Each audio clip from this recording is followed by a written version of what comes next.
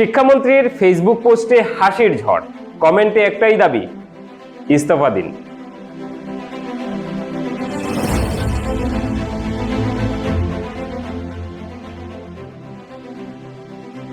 3 ঘন্টায় শিক্ষামন্ত্রীর একটি ফেসবুক পোস্টে 10,000-এরও বেশি হাসির রিয়াক্ট, প্রায় 2,000 লাইক এবং হাতে গোনা কয়েকটি ভালোবাসার রিয়াক্ট, যেটাকে লাভ রিয়াক্ট আমরা বলি।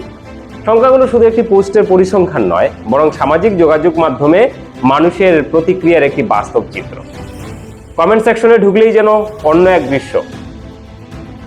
স্যার, ইংরেজিটা কি চ্যাট জিপিটি দিয়ে লিখেছেন? কেউ আবার বলছেন, স্যার চাইলে আপনার পদত্যাগ পত্রটা আমি লিখে দিতে পারি।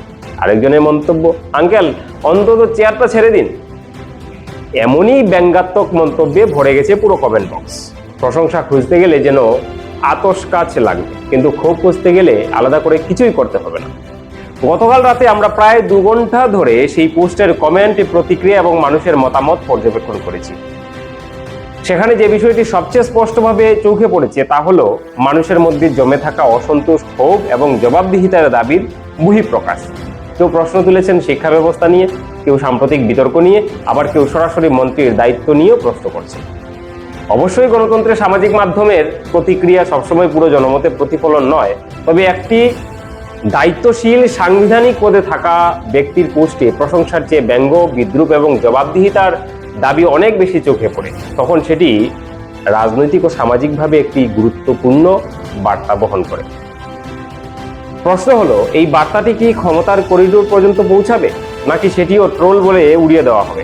যদি সাধারণ মানুষের ক্ষোভ, সমালোচনা ও প্রশ্ন বারবার উপেক্ষিত হয়, তাহলে একসময় মানুষ আর মন্তব্য করবে না, তারা অন্য উপায়ে নিজেদের মত প্রকাশ করবে। ইতিহাস বারবার দেখিয়েছে, জনমতকে দীর্ঘদিন অবহেলা করা কোনো সরকারের পক্ষে শুভ ফল বয়ে আনেনি।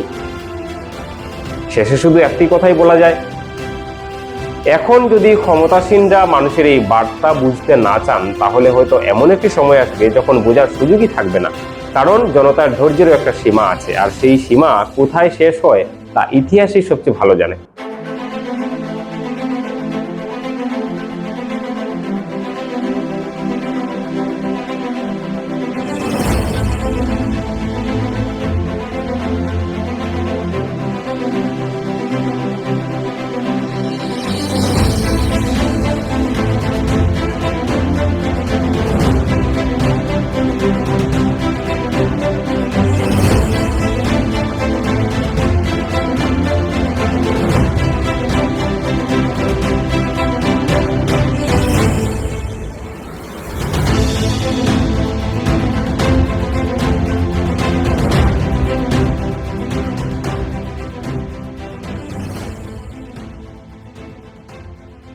ধন্যবাদ এতক্ষণ সময় সংলাপে থাকার জন্য।